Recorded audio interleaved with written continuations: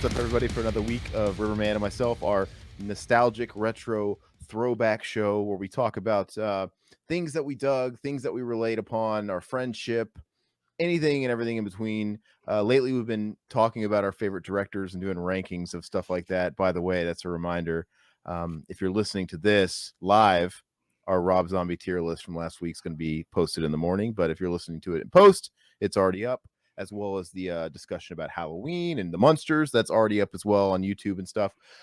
Today, but not to jump the gun, but we're going to be talking about movies that basically made us tear up, made us get sappy and all mushy. And like Riverman was talking about before we went live, it turned out to be harder than I anticipated, because I got to thinking, it's like, well, initially when the topic comes up, it's like, yeah, I can think of tons of movies that make me sad. But when you really start making a list, like, wait a second, you got to start really separating the men from the boys. It's like, okay, what's a sad movie? Which I'm gonna predict that a couple that are on Todd's list, and I'll be totally honest when he says them. I'll be honest with you that I called it, or if I didn't call it. Okay. But I think I'm supposed to hold up my right hand. But yeah, I started thinking, like, well, wait a second. I got to make this list about the movies that really actually moved me and got me choked up. Yep. And we'll get into it though, but it was pretty, I'll have a few honorable mentions in there that were right on the edge, but I'm like, you know what? I don't think they quite make the top cut, just because, you know, maybe I felt the welling, but maybe the floodgates didn't open. We'll get into it though. But at the start of these shows, we like to just talk about what's new, what's going on. Maybe we acquired some new things for the collections for the man caves. I remember our listener Adrian Mendoza, he had made a comment on last week's video or stream or something, and he was saying that out of all of us, Riverman has the best man cave. I was about to get a little pissed. No, but I agree. I think what Riverman has going for him is his setup. It's the angle where he's got his camera, where he's got everything situated, is perfect placement, right? You're even down to where your TV's angled. You usually have something on the tube there, and you don't have anything on there anymore. Yeah, I don't know. I'm kind of picky on what it looks like. I mean, right now I'm not too happy with it, but I appreciate that. Thank you. Yeah. Well, anyway, so do you have?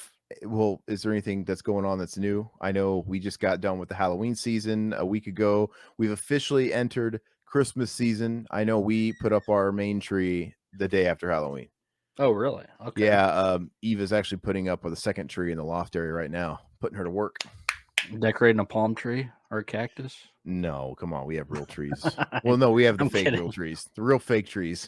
Yeah, we do too. We just do the fake ones. Well, I like it though. Like one of our neighbors two doors down, he had a giant fully grown palm tree installed and put in his front yard, and it's really beautiful. It's taller than his house. You saw like our houses, right? It's taller than both of our houses.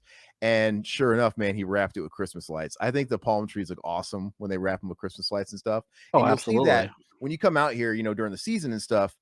The cities and stuff are decorated with palm trees all in the medians and everywhere, and they're all wrapped with Christmas lights, and it's really cool because I don't know. I think there's a lot of things you can do with palm trees you can't do with regular trees. But anyway, well, have you guys started decorating or doing any of that stuff? No, we pretty much just threw away our pumpkins and getting ready for Thanksgiving. And now, do you guys? I got a question. Do you guys? Is there any decorating for Thanksgiving? Because I think you have a couple of options here. Some people keep the Halloween stuff up all the way up until it's time for Christmas, which some people think is start of December. Some people start taking down some of the Halloween stuff and leave up some fall stuff because it kind of works with Thanksgiving decor too. Or then some people are like me, where literally day after, there is no Thanksgiving, a day after Halloween, it's all Christmas on the inside, but we take our time with some of the fall aesthetics, the pumpkins and the wreaths outside, because it's still fall applicable, because we don't do a bunch of crazy Halloween shit in the front of the house like some people do. Like one of my neighbors, man, he's got a 20-foot giant like demon in his walkway. It's pretty cool. Those look cool, but I've never been one. I don't know why I don't really care to do all that crazy decor stuff. I really don't either. I don't even really do a whole lot of Christmas stuff. I'm pretty lazy when it comes to all that because just gets too damn cold and I don't want to go out and put up Christmas lights. So call me lazy, but you don't want to get locked out like Chevy Chase, get stuck in the attic. Yeah, absolutely. No, we decorate inside pretty much. Yeah, we take down the Halloweeny stuff, and then we leave up the fall decorations, and then once Black Friday comes, we put up the Christmas tree on Black Friday. So Yeah, so I really like Christmas, even though I think this this whole year stresses me out. To be honest with you, the last 2 years, ever since all the stupid shit with the pandemic and all that stuff. I mean, I get it, it's over, but dude, I'm still feeling it, man. The last 2 years have been depressing. oh A yeah. lot of changes went into effect, like with my job. I'm sure a lot of people's jobs. Some people Mhm. lost their jobs that never coming back. I don't care if the pandemic is over; they're never reverting back. You know, like I can speak for me. We started losing some of our benefits. You know, a lot of clampdowns, and just I don't know. It just feels like it's just been really stressful because of that. But I don't know how robust our Christmas is going to be, but the house looks beautiful nonetheless.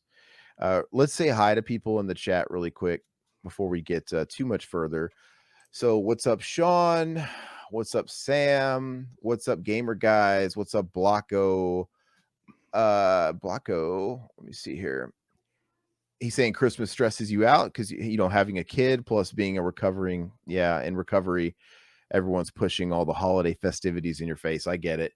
Oh yeah. Um, I feel that way about. I mean, it's not you can't really compare it to like booze or something, but food, man. I, dude, I try and like not eat certain types of stuff, especially if I'm trying to course correct. If I fallen off a little bit of a wagon with that stuff, the holidays make that so tough, man. Yeah. And it even if I am totally on the wagon, it just makes you a buzzkill because it's like you got the big holiday feast and everybody wants to eat. I love pie, dude. I could eat pie every day. I'm not a cake guy. Oh, I love pie. There's no such thing as a bad pie. But you're a buzzkill. Like Christmas comes around, like, no, I don't want the eggnog. I cannot. Mhm. Give me the almond milk, please. You know, it's just What the hell were you thinking? yeah, no, exactly.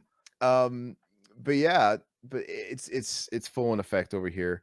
But the weather's perfect here. I live in Arizona, and for example, today it was um up until noon, it was in the high 50s, you know, around from 12 to 4, it was like low 60s. So that's perfect. You know, we'll probably fall into the 40s tonight.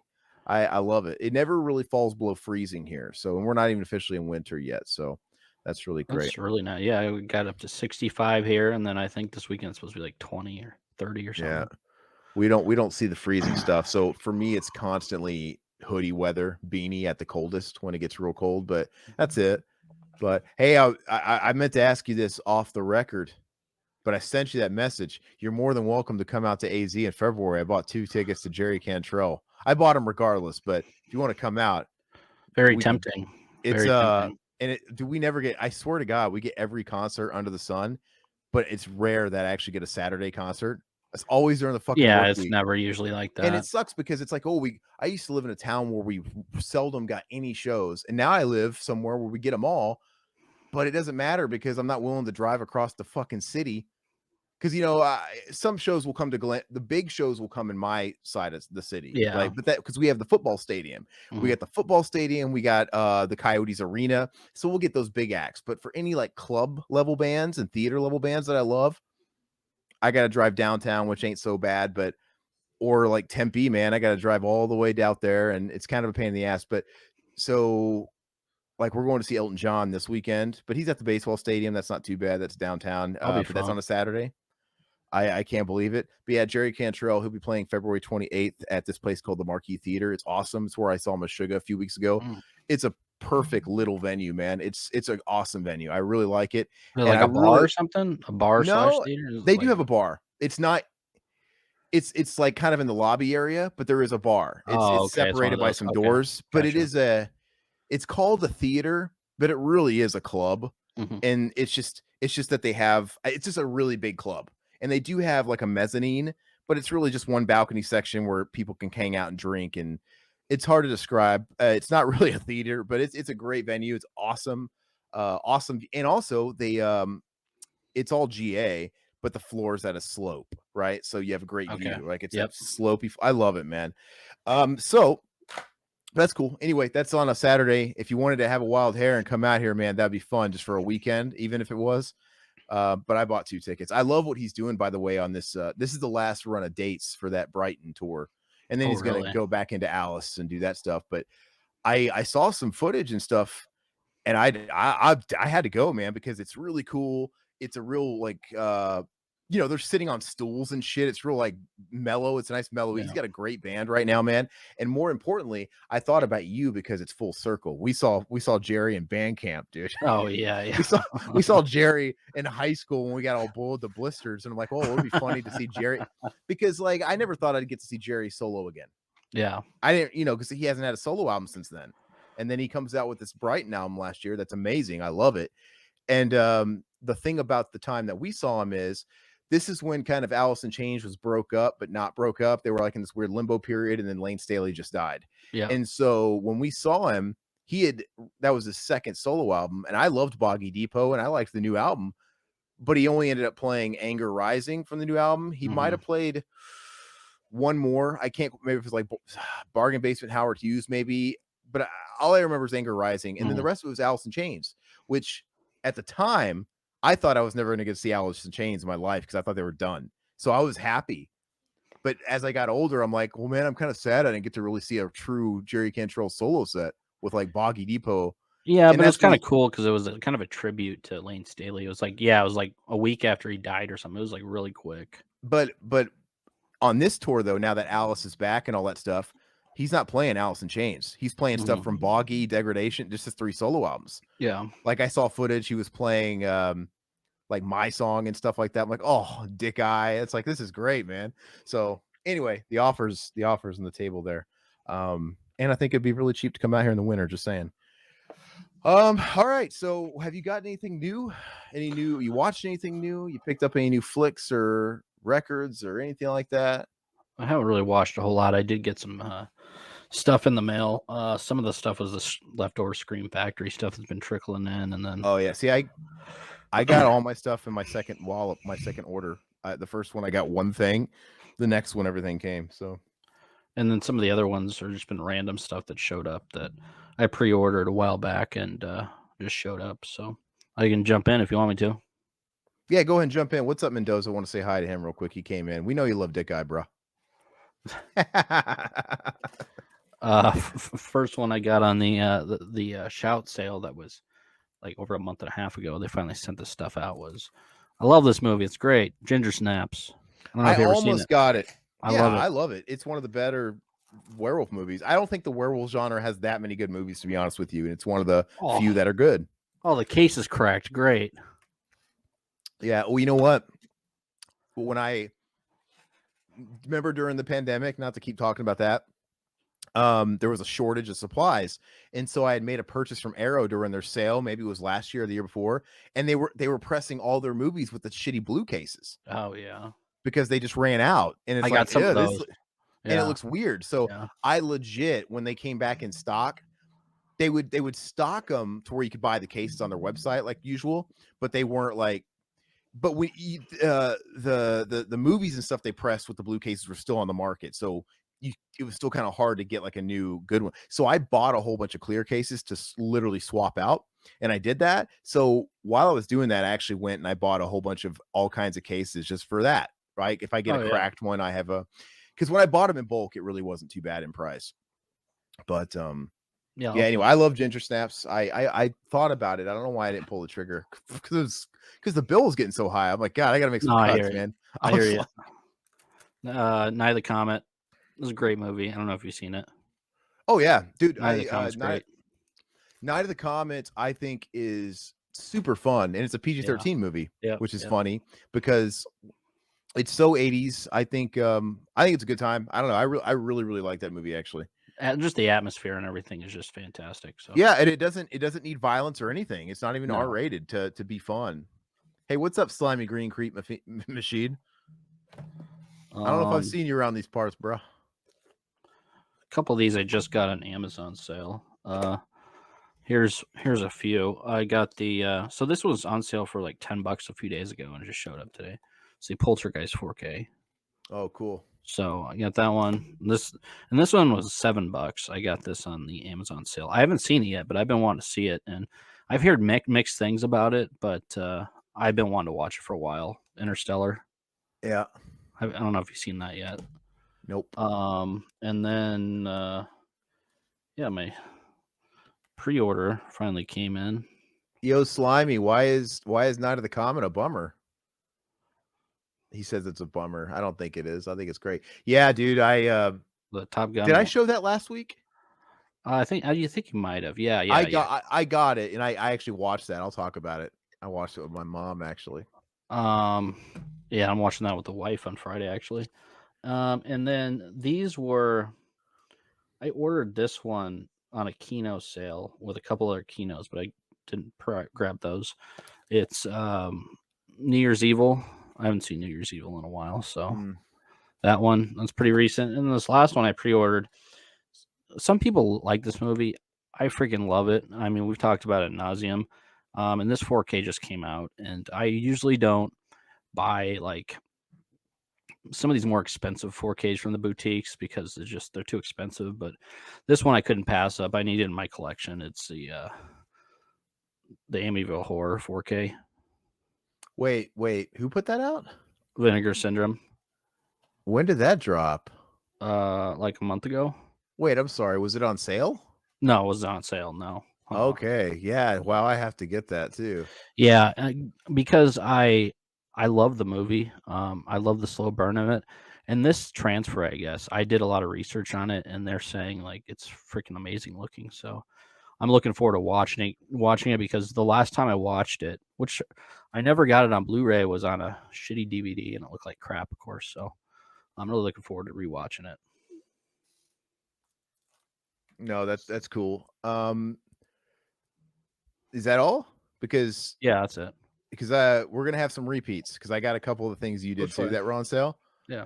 So let me go ahead and I'm gonna start off. I've only got one music related object here. I'm gonna just get that out of the way. The rest of it's movies. Mhm. So Riverman knows what this is. All right, partner. Keep on rolling. Yeah. Taking him to the Matthews Bridge, man. So I gotta admit, the nostalgia factor trumped the cringe factor in my decision in purchasing this I because don't blame you. I would have gotten it too. It's a great. I like I'm that pretty album. vocal about I don't think this is a great album. I love it. It's entertaining, man. I love it. I think I think Significant Other's way better, but anyway, it's all cringe, but I just couldn't resist because Enjoy the Ride Records put out a pressing. It's the first, it hasn't been out in 20 something years. Maybe it's the first pressing ever, actually.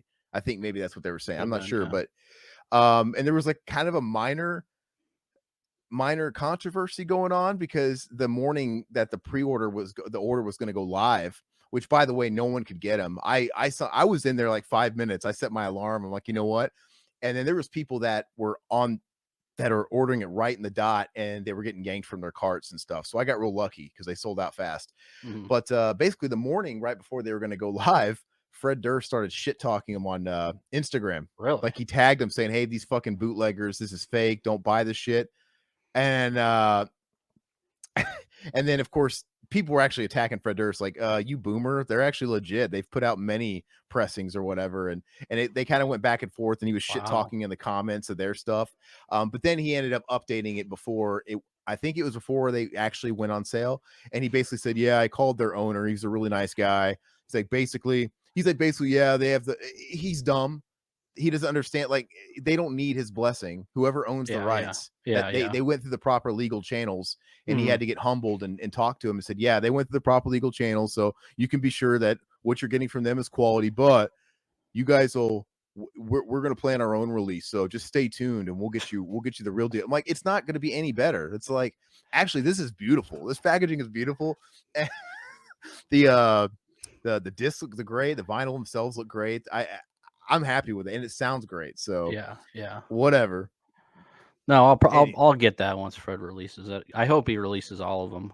Well, they Enjoy the Ride Records said they were going to do another release. They don't know when, so keep your eye on it. It's quality, man. I wouldn't give a shit if they put out the other ones. I would just get them through them personally. Who gives a fuck?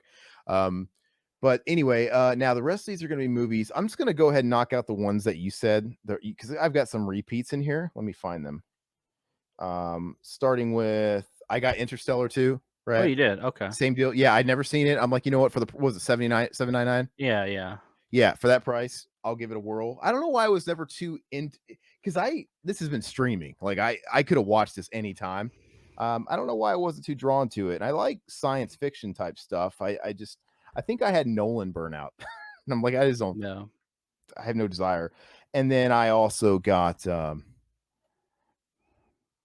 didn't move the bodies. Yeah, Right. I got yeah, yeah. Poltergeist as well.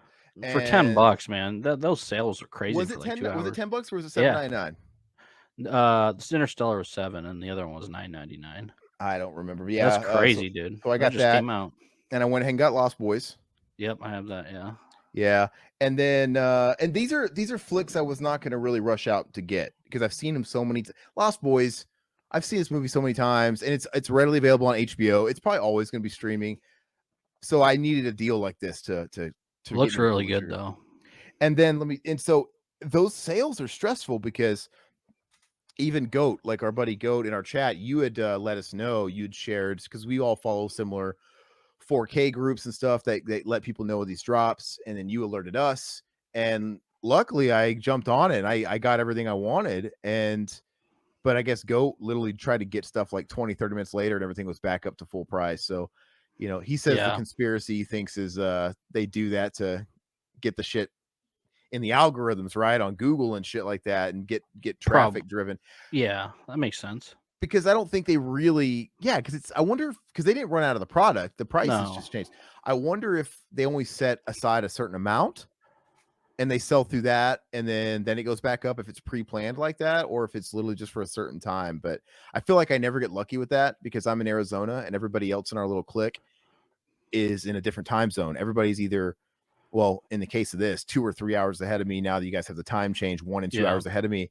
So like back when you guys were trying to get that Halloween set back when Walmart fucked up, none of you guys ended up getting it, right? It got No, canceled, no. but you were letting people know at like 6 a.m. my time, like something Yeah. ridiculous, like, oh, here it is. So when everybody was scoring that, like, oh, got it, thanks. I was still sleeping for another hour and a half. So by the time I wake up sometimes with this stuff, I fucking miss it. But anyway, the next stuff I got, oh, really quick before I get into the juicy stuff, I did get because it was part of a sale too. Home Alone on 4K. Oh, okay. Didn't have a slip, and this is definitely another title where I wasn't in a rush to buy because I Yeah. own it on Blu-ray. It's streaming on Disney Plus. Yeah, no, I hear you. We don't have a shortage of this movie, but it No. was cheap enough so I'm like, you know what? I'll just pull the trigger. I was clearly in a buying mood, right? But yeah, so let's see. Now, this is some other good stuff I got. I kind of went on the rest of it's a Criterion bender because a lot of Criterion Oh, was you on did the sale. Criterion sale. Okay. Yeah, I got some titles. They were matching the Barnes and Nobles and stuff. The Okay. first thing I actually, by the way, I did get Top Gun. I think I said that last week. I did watch that. Of course, it looks great. It was one of those things where I put it on so my mom could watch it, but I'm like, I was gonna go to bed because it's like I'll watch it another time, but I couldn't walk away. Oh, yeah.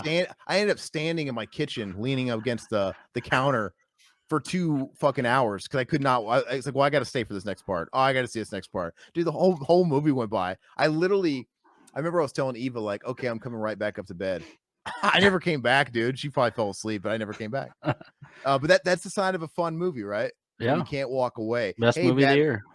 Batman Dark Knight, what's up, my penis? Okay.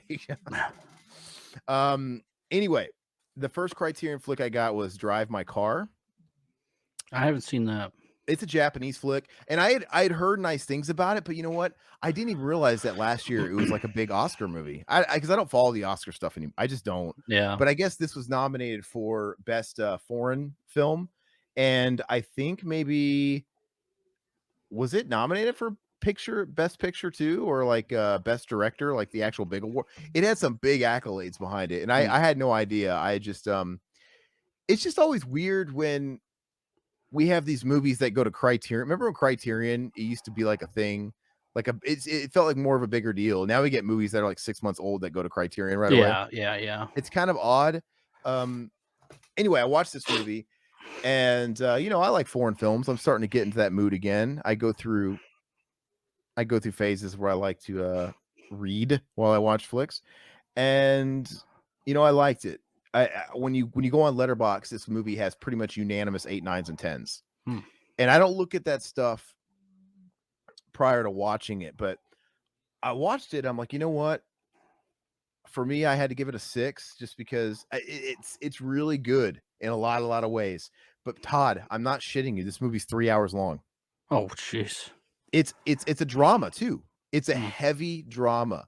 It's an adult's movie. It's Hmm. not for kids. There's no action, and it's all about themes of like loss and grief. So it's one of these type. It's very wordy. The characters are great and all that stuff, but there's like a scene in this movie where people talk about, like, there's one scene where the main guy and this other guy sit in the back seat of his car and they have a conversation for 10 straight minutes. Jeez. And it's just like almost like, and it's not even, it's mostly one guy talking while the other guy listens. And people were talking about how great the scene is. It is really good. But I don't know why everybody's pointing that scene out, pardon, because that's why this movie's 3 hours long, because every scene is like that. Dude, it's like I was watching it with the lady and she was like, these scenes are so long. So I feel like if this was 2 hours long, 8 out of 10 at least. So Yeah. I do want to watch it again though, because maybe I got to be in a better headspace for it, and I'll appreciate how wordy and long it is. I don't know. The next thing I did watch this, was maybe my favorite Lynch movie. It's kind of tough. And I was tempted to double dip on some of these, but I couldn't. Like, I just got Mulholland Drive like last year. Yeah. And then of course they released the 4K. I love Mulholland Drive. Mulholland Drive might be my favorite Lynch. So I didn't double dip, but I didn't own Lost Highway. Oh, yeah. Okay. So I got the 4K of Lost Highway. Have you ever seen Lost Highway? Yeah, I've seen it. It's been a while, but I liked it. I love Lost Highway. It's a fucking trip, man. And I think it's one of those flicks that gets better after your first watch. Because Yeah. the first watch, just like Mulholland Drive, too, you're just kind of left scratching your head a little bit. It's not that you can't kind of put it all together. You just need time to digest it. Yeah. Because you're just so blown away by like, what the fuck did I just watch? But it's actually really enjoyable once you've already seen it and digested it to watch it again. So that's great. It also looks great. I also love how dated this movie is, just because the soundtrack dates it, right? What's it, 94? No, this is 97. Okay. But the soundtrack dates it because he had Trent Reznor sort of help with the music, and he curated the soundtrack. So the movie's full of Rammstein. It's full of dude, fucking Marilyn Manson and Twiggy Ramirez show up in a cameo as part of like a porno film. And it's like, it takes me out of it a little bit, I have to admit, because I'm like, I don't want to see 1997 Marilyn Manson and Twiggy Ramirez. So it's just got a lot of that 90s all in Smashing Pumpkins and stuff like that. So it's a little weird, but whatever, small nitpick. I got the 4K of Blowout. It's a great movie. I'll have to pick that up because I don't own that. So. I didn't have it on Blue, so I got that. I haven't watched it yet. And I got 2 more here. I have to be honest and transparent with all of you guys. This is a movie, I don't know if I should be ashamed or not. I never really quite understood, because I own the Blu-ray, and I just never, when I did watch it, I didn't quite get it. I'm like, I don't get what's so great about this movie. And it's consistently ranked at the top, if not like towards the top or at the top of this director's films. But on 4K, it was cheap enough. I wanted to give it another shot. It's been many years. Raging Bull. Yeah. I figured that's what it was. Yeah, okay. So what's your opinion on Raging Bull? I enjoy it. I mean, the last time I watched it was in a film class back in college, but I really liked it. Yeah, so the last time I watched it was a long time ago, and it wasn't clicking with me. I'm like, I just don't see, and I love Taxi Driver and all that stuff. This one just wasn't. But anyway, I'm gonna watch it again because I feel like it's just one of those flicks where so many people love it and have so many amazing things. You're convinced I'm missing something. Like I have to be the one that's fucked up here, because no, I totally understand. And it's like, I like most of his other movies. Like, there's something I'm missing and I have to watch it again. The last thing I got was another foreign film called Takeout. Just a movie I'd heard about. I don't really know much about it other than it chronicles, seems like a day in the life of this delivery takeout guy. Oh, okay. And what I like about it, unlike the other Asian movie I acquired, it's only 88 minutes. Oh, perfect. It's not 180 minutes. It's so funny though. But when I get the lady to watch something with me, I always try and hide how long something is because and she'll eventually ask like, and if she's losing her interest, I know she's losing her interest because she'll say, "And how long is this movie?" If we're like, dude, that movie Drive My Car, the title credits don't even kick in until 45 minutes in. Oh my gosh. 45 minutes in. It's that's actually kind of already cool because it really takes you by surprise. Like, what? Like, have we not already been like knee deep into this movie? Anyway, when I told her I had to go like 3 hours, she's like, "Oh my god," she's like, "I'm going to bed." But anyway, yeah, that's what I that's what I got. That's what I got. Anyway, the opening of Raging Bull is beautiful. Let's see. A lot of comments here, guys. Yeah. Mulholland Drive, gamer guy, is on your Black Friday shopping list. I wish I could be a chump and double dip because I do love Mulholland Drive. Naomi Watts is great in that flick. Okay, so if you don't have anything else, we'll kind of roll into our main topic. And we are going to talk about, for anybody late joining the party, the movies that made us blubber like a baby. We were saying this, I think, at the top. This turned out to be harder than I gave it credit for, just because, initially you think, oh, I can think of tons of sad movies. When you start putting pen to paper, it's like, wait a second. Yeah, some of these are sad. Some of these kind of pull your heartstrings, but there's some of these that really made you actually go the distance and secrete. Oh yeah. Seep. And I'm like, well, these have to be on the list. And these other movies I'm talking about, they're probably not going to cut it. So honestly, how many did you come up that you generally got weepy-eyed over? How many could you get? Like genuinely, not don't bullshit me. I don't want your fucking Man of the House where Jonathan Taylor Thomas is crying when his dad's waving goodbye. I have a few of those. I know that. I know you're going to put some bullshit on there. 6. Me too. Okay. Okay. So hold on. Let me think. Yeah, I have 6, maybe 7. And the rest of them, I got like just as many honorable mentions that are close, that I don't think quite take me there. So let me go ahead and separate these. We're not going to share screens and stuff today, right? That's just too complicated. Or were you wanting to do that? I have photos, but I mean, why do we need photos? I don't think we need photos. Can we do without the photos? Well, it's up to, do you want to do up photos? to the people listening. Well, it just you can kind of talk about it and you can see the but I don't have photos. How hard is it to get damn photos off the internet? I just think it's what's hard, Todd, is giving you command and me taking command, and it's just like constant like back and forth. It'd be different if one of us was doing it, right? Kind of like with the tier list. That's not so bad. So I guess we can do it, but you get here. I just want to make sure people know what these movies actually are. That's the only reason I wanted to show it. Like a few of these people might have not seen before, so that's the only reason I say that. All right. So go ahead and start. You start, and then maybe I'll get mine. Okay, I'll get mine together and try and Google some pictures. Okay. Jiminy Christmas. I am a visual guy. I mean, we're watching video right now. I mean,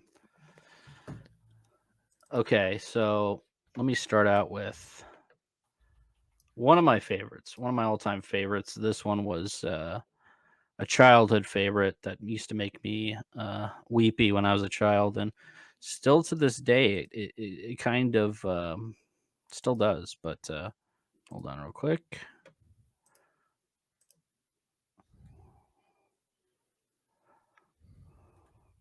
And that's E.T. Yeah, this one never really registered with me, but I could totally see it. I know this was one of the ones. Yeah, the story's phenomenal. I loved it as a kid. D. Wallace is amazing in it. Just the music score is, I mean, it's Spielberg. It's fantastic. So, the part, of course, where E.T. gets thrown in the ditch or whatever, he's all white. He used to scare the crap out of me. You thought E.T. was dead. Yeah, he looked weird.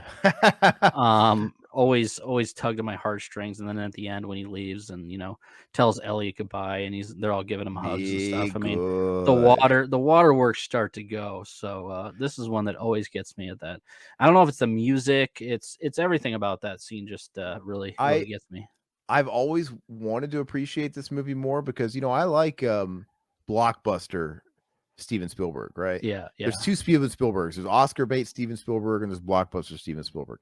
And I tried revisiting this movie again in the past couple of years, and it still just wasn't doing much for me. But this was one of the movies that was on sale, and I missed it because I went back after. I'm like, oh, ET was only $6, Oh yeah. 4K. Hmm. And by the time I got to it, it was back up to full price. So I was willing to jump into it for that price, but it is what it is. Yeah, it's a great movie. I mean, it's one if you didn't see it as a kid, you might not appreciate it as much. So Yeah. Yeah, that's right, gamer. He does look like a dried up dog turd. yeah, pretty When much. So, how do you feel about being my young Jamie? Will you just pull up pictures as I mention them? It might be a little late, but do you mind pulling Yeah, them up? yeah, yeah, yeah. All right, so the, the extra testicle. Okay, so my flick, I mean, we probably could have just kept it. Could we just, or does it not work like that? We could have just kept the screen shared. Well, okay, well, It doesn't yeah, matter. Get it ready. yeah, I could do that. I'm gonna start small, and a couple of these are more modern movies. I actually brought this up if you guys are, avid watchers of our program here. But I have to be honest, man. As far as animal movies, that Togo movie, the freaking Willem Dafoe Disney Togo movie, man, I cried like a little bitch. It was so damn good. Yeah, just type Togo, Disney, Willem Dafoe. Oh, you don't have it yet? Yeah, look at pull up the poster. Okay, that's fine. Togo, that's fine. Everybody knows what it is. Togo, dude, this movie I cannot. You need to watch it, Todd. You should watch it with your lady. You should watch it with your kids, even because it's a Disney movie. But I said it before. I'll say it again. This is what they kicked off the streaming service with, an original movie, and I got excited at first. I was like on board because I thought this is where our '90s style live action Disney movies were going to now live Yeah. because they're gone. They're no longer a theatrical experience. They don't do those movies anymore. They're so invested in Pixar and just the 3D animation and all that crap and remaking like The Lion King and Aladdin. They're so far up their own ass with that stuff that movies like The Mighty Ducks are never going to happen again. So when I saw this, I'm like, oh, great. And when you watch it, it does. It feels like you're watching like an Iron Will or something like that, one of these movies from the 90s. And it's just so good, man. Has anybody seen Togo? I am gonna put it on my list right now because I Yeah, think please do. my And you should wife definitely. would like to watch it too. Oh, yeah. My No, it's kids. great, man. It's great. And Uh, it's one of these flicks where the whole thing is pretty much just dominated by Willem Dafoe and this dog. And they're both phenomenal. Yes, the dog is phenomenal too. But oh yeah, dude, it's a very, very inspirational movie. But yeah, so that's my first one. Like I said, starting small, but that technically did produce some liquid. So Riverman can. Has anybody seen Togo up in here, man? I feel like it's a sleeper. I feel like this shit should have been at the Oscars, man. Fuck the Oscars. All right, so go ahead, Todd, with the next one. so this is one I saw in the theaters. It really got me at the end. Um, it was pretty much the journey Let me see if I can of the guess main before you character. Okay, spoil it. it was the Okay, journey of the main character and what he had to go through with his family, where he lived. He was kind of an outsider, and then towards the end of the movie, Gilbert Grape. nope, he I don't know. redeems himself, and his family actually notices him, and actually, Ernest Goes to Camp. nope. Okay, what is it? Yeah, I already saw that, dude. I already saw the whole damn list, dude. Okay, so let's do. Okay, so we're gonna do it like this again. We want to get your movie ready. Todd's fucking up. I didn't look too hard. I tried not to like. Okay, October Sky. October Sky, yeah. Yeah, This Jake Gyllenhaal movie. This is just a good movie, man. I really didn't expect anything from this, but my buddy and I went to the theater to go see it. It's about a kid who lives in like a coal mining town, and he's obsessed with rockets, and he like just like kid shit. Like growing up, you get fascinated with certain things like that, and his heroes like one of like the rocket men, like Lloyd von Braun or something like that, and yeah, it's just a cool movie, man. And then he makes good friends with his teacher. She kind of tries to push him into it, getting into science and all that stuff. And then by the end of the movie, it's pretty sad. It tears your no heartstrings with his spoilers. family, and then at the end with his teacher, stuff like that. So really cool movie if you're into like stuff like this. So I I don't know. Have you remember seen? this came out. I think we were like in 8th grade or something like that, Yeah, right? yeah. This reminds me in the 90s, we had all these movies like this and like Mr. Holland's Opus. Hmm. Remember that was like in the 4th grade? Yep. These are like movies that I think people forget about. Like I don't know. Do people talk about Mr. Holland's Opus or October Sky anymore? I like both of those. I never saw Mr. Holland's Opus, but they were always the movies that like your teachers saw over the weekends. Yes, yes. My science teacher, oh, we saw October Sky. It was a beautiful film. And Yep, yep. when I was in the fourth grade, oh, we saw Mr. Holland's Opus. It was a tremendous film. I'm like, they're always going to see these PG movies, dude. These PG dramas, dude. Well, and they don't make those anymore, so it's definitely a thing of the time. But I had to make I was trying to see if I could get away with one episode where I didn't have to make any fucking edits, and I just made a note right before October Sky, edit out Todd's spoiler list, because if you're watching the video in post, you can just pause it and look at everything he's going to talk about. I got to fucking cut that out. Okay, anyway. sorry about that. My glasses keep fogging up. Oh, Sorry, guys. Blocko, that's a good one. That's one I probably could have put in my honorable mentions, but he says Monsters Ball made him cry. That's a good. Okay. Have you seen that movie? I haven't seen it in a long time. Depression porn, man. Yeah, Like yeah. the whole thing, just depression porn. All right, so yeah, we'll do that and then look it up as I'm talking about it. My Okay. next flick, kind of going out of sequence here. I'm just kind of trying to find. Okay, so I did that. Okay, this next one was another recent one I saw in the last few years, maybe in the last 3, 4, 5 years. I'm not sure, but it had me bawling, dude. It had me crying. It had me verklempt. And it's the Bill Murray starring vehicle Saint Vincent, right? Have you seen this movie? It Let me also look. stars, surprisingly, Melissa McCarthy, which she's unbearable. But I have seen this. Yes. I loved it, dude. Do you remember anything about it? Bill Murray's. No, I don't remember anything about this. Oh, you don't remember the end? Well, clearly it only reached me, I guess. But it's basically he's a curmudgeon-y old man. You know, he's like your Mr. Wilson. He's bitter to everybody, or he's kind of like a Gran Torino type, right? Where he's just like the old curmudgeon next door, and you think he's got no heart, and you don't understand. Anyway, the mother of this kid, their neighbor, is played by Melissa McCarthy, and she's actually fine in this because she's not being funny. It's a drama. I'm like, okay, it's fine. And she basically has to work supporting him alone, and so he needs a babysitter essentially because she has to keep working long hours because she's a nurse. So she actually works out a deal for Vincent, their neighbor, this old asshole, to babysit him. And it's just one of these movies where you know you find out there's more to the guy you think is just an asshole, right? And at the end of the movie, like everybody's got a reason for being a certain way, but the end of the movie's awesome. Like it's so good, dude. I weep like a little girl. So I'm sorry, we didn't even show the movie. I'm failing on my purpose. No, you're good. And I gotta say, Bill Murray, he's one of these characters where, I mean, you hear about all the stuff online, like people are trying to like come at him right now with all these stories about how terrible he is, like in the industry. He seems like a total asshole. Like he's always come off like a curmudgeon-y asshole himself. Yeah, but that's what makes him funny. No, he's not really funny, to be honest with you. Like he's just an asshole. He's kind of like Chevy Chase. Yeah. And even watching, I've heard he's great with fans, but just anybody in the industry talks about how just terrible he is and miserable to work with. And then I watched I think it was Oprah back in like 1989 when they're doing like a press thing for Ghostbusters 2 and they have the whole cast there. Yeah. Ernie Hudson, Sigourney Weaver, Bill Murray. And just the whole time, man, dude, he doesn't want to be there. Like he just doesn't want to be there. He doesn't like to do press. He doesn't. He acts like he hates to be anywhere. And then he has people asking questions from the audience, and he's talking to these people like they're the dumbest people in the world for asking such stupid questions. Oh, that's it's not just very cool. He's not the guy. He's not the kind of guy I'd want to meet, to be honest with you. Just because it's like, I'll leave you in the movies. But anyway, so that is mine. All right, Riverman, go ahead and tee up your next one.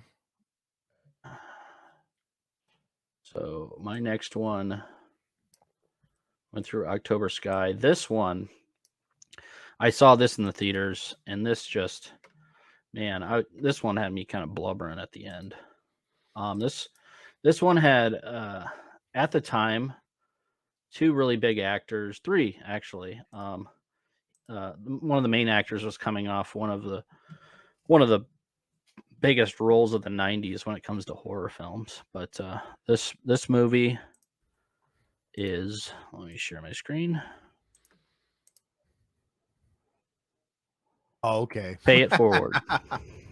You were all over Spacey's dick, dude. You and your brother. I love Spacey. I thought he was I a bet you do. great actor. I loved American Beauty, but this one was just really cool. It's about a single mom and her kid, and then a teacher, and basically they try to. Well, I can't even remember what was it. They try to pay it forward, so like everybody try to pay it forward to somebody else. So do pretty much do good deeds, and you pass it on to the next person. And the ending, very very sad. You get to really like. I'm not a huge Helen Hunt fan. I loved her in Twister, but I thought she was really good in this. She plays kind of like a slutty, like hooker type. I don't know if she's. This takes place in Vegas, I believe, or something like that. But Kevin Spacey's really good. He has like burns on his face, and he's just kind of an awkward guy teacher. And yeah, I just really enjoyed it. So I want to analyze the cover really quick. They're all doing different things with their face, and it's disturbing me. You got Haley Joel Osment. He looks like he's constipated. yeah, He looks like a yeah. toddler that's constipated in the corner of the room, taking a shit in his diaper. And then Kevin Spacey's looking in a totally different direction. I don't know what he's doing, smirking. And Helen Hunt's looking into the sky. I Like, love the open mouth smile. yeah, she's got a random open mouth smile, like she's seeing a Haley's Comet fly above her head. Like they're all doing different things, but Well, I don't like this cover. I well, have a this would problem with be a double feature with K-Pax. October Sky, dude. This and October Sky have the same cover pretty much. So Remember? Oh, dude, don't even get me started. Those are memes at this point. Like all the movies that have the same covers, dude. yeah. It's so funny.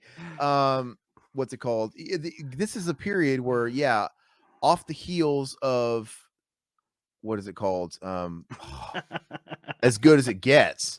Helen Hunt was in so much, right? When she won that Oscar and stuff. And then she just disappeared, man. You just stopped acting. Twister's nostalgic, but I don't think it's like a great movie. But I have an inkling to watch. Is that on 4K? I think it is. I have an inkling to watch. They're just roasting me in the chat. That's funny, dude. What? Let me see. Where are they roasting you? Yeah, look. Okay. American Beauty inspired me to start jogging. That's what Blanco says. You don't want Spacey's dick, Batman says. Let's see. I cried when the bag flew away. What? Is there a bag that flies away? That was American Beauty. Oh God. Okay. Would you eat Helen Hunt's ass? Would you, Todd? No, Riverman's picks has more corn than my stool. It's hysterical. All right. So I can't. You know what? I have seen this. I just don't remember that much about it, to be honest with you. Doesn't the boy die at the end? Hey, way to spoil it for everybody, jackass. I'm just kidding. Doesn't he? Yeah, he does. Yeah, it's just like depression Oscar bait. I don't know. To me, it came off like a little try hard. Like, all right, like it's. Oh, I get it. He's the boy with the heart of gold, paying it forward, spreading good karma. Very good message. Come on, man. Unconditional. We got to kill him. We got to martyr him. Martyr him. Very good message, though. Yeah. Well, anyway. Yeah, but Kevin Spacey was everywhere too, man. Yeah, But I bet you let him mount that stallion, wouldn't you? You wouldn't complain. You wouldn't go tattle to the press, dude, would you? No. All right. What do you got? Now, these next few are really tough because we're almost getting to the point where I'm talking like serious waterworks, like serious, but we're not quite there yet. My next one, Rocky Balboa, Rocky 6. Go ahead and pull that up. This is one of the movies Todd and I saw with the pervert at the Dollar Theater, by the way. But Rocky 6, in particular, first of all, this is one of the best Rocky movies. I actually think this has a strong chance at being behind the first one for me. I love it. I think Rocky 6 is great. I like how, it's kind of a direct continuation of the first movie. I like how they establish at the beginning that Adrian has passed on between this flick and the last flick. And I like it kind of takes us back to the original Rocky where he's kind of downtrodden. He's a little bit more humbled. He's living in Philly and he's living in a very small living space. And, he's past the thing of 4 where he's buying like fancy sex robots for Paulie and he's riding the Lambos and stuff like that. And it just sort of grounds it again. And the beginning of the flick, it's just sort of a retread of the first movie where he's taking Paulie around to all these spots that remind him of Adrian, right? Yeah. And he's taking him to like where they went on the first date, the ice rink. It's now been dilapidated. It's been torn down, and he's like telling the story, like just reminiscing. He takes him to where she was on her front porch or whatever when he first asked her out or whatever, that whole thing. It's a really, really touching thing. But it's not even just that part. It's a little bit later, right? It's when Paulie has a breakdown, because the whole time when he's taking him on this like tour of Adrian, because he Mhm. does it every day, every year, like on her anniversary or birthday. I can't quite remember what it is. And Stallone's going down memory lane. He's getting the feels and all this stuff. And Paulie's just like, he couldn't be bothered. He's just like, come on, it's cool, Rock. Yeah, it's great. Let's go. Let's go. He's being very dismissive of the whole thing. And it's just like, really, it's the feelings he's suppressing, because remember they have that blow up where Paulie kind of freaks out and he's like, Mhm. it's easy for you to say, like, you were good to her. You were good to her. I was a piece of shit. And he breaks down too. Like, he kind of like mourns in his own way, but he doesn't have the good memories. He just feels like a low life for how he treated her. Dude, I think Burt Young, dude, he's Oscar He's worthy. fantastic. Yeah, he's He's so awesome. good. And he steals it. He steals all that whole little arc from Stallone, I think. He's so great. He was always good. He's It great in the earlier movies too. I gotta watch, Yeah. it's like, No, I gotta watch. he's fantastic. This movie, I totally agree with you about this. Is one of the best scenes with him giving that speech to his son. I thought that was very powerful too. Yeah, So, and that's great too. And it's almost kind of cliche at this point. Every Stallone movie has to have his monologue. It's like inspirational meme quote. what's But wrong these with were that? but What's these wrong are with before that? memes were a thing. Yeah, But now they just sound like all the memes everybody posts. But yeah, it's funny though. But I love it though. And he dude, he had it with Rambo and Rocky, right? When you yeah. push, killing's as easy as breathing, or what. He's got there are always these things. But yeah, man, I just think that movie's phenomenal. I think I I think the first Rocky I actually gets had the me. I actually had the first Rocky on my list. Did you? Yes. I didn't want to put both. You want to go ahead and do that one next? Here, go Okay. and roll Yeah. into Rocky. I didn't want to put both just because I didn't want to. It But wasn't my top 6, but it was my top 10. so it's like an honorable mention. Yes. Okay, yeah, I wanted to do an honorable mention for Rocky too, just because it's Are you pulling up a picture or you don't have one? I have one Okay, if you want yeah. it. So Rocky's great too. It makes you.